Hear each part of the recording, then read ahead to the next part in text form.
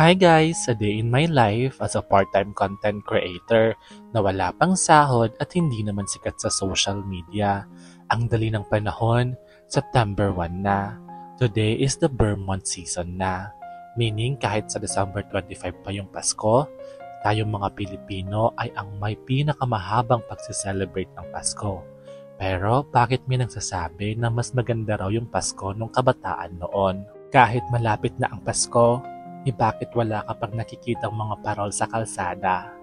Yung pagandahan ng Christmas light sa bawat bahay na makikita mo ngayon, parang wala na. Naaalala mo pa ba? Hindi kumpleto ang Pasko mo kapag hindi ka nakakabili ng pallet gun. Yung pop-pop na pinapaputok niyong magtutropa. Yung mga kabataan noon, excited na kahit ikauno pa lang nangangaroling na. Kahit alanganing oras ng gabi, hanggat hindi kumukota, sige pa rin sa pagkanta. Tapos maghahanap ka ng baso, picture frame, o di kaya bimpo na 3 kulay pang regalo. Tapos magpapaload na tayo at paunahan na magre-register ng Adlitex. Iba talaga yung pakiramdam noon. Papasok pa lang yung December, pero sobrang excited ka na. Minsan, mapapaisip ka na, sana, bata ka na lang ulit.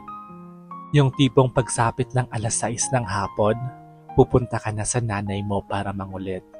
Ire-ready mo na yung lata ng gatas, lalagyan mo ng plastic sa ibabaw para gawing tambol.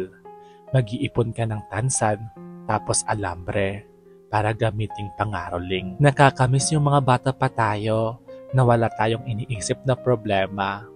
Oo, siguro, ang Pasko ngayon ay para na lang sa mga bata. Pero hindi pa rin natin maitatanggi na iba pa rin ang saya ng Pasko noon kaysa ngayon. Merry Christmas!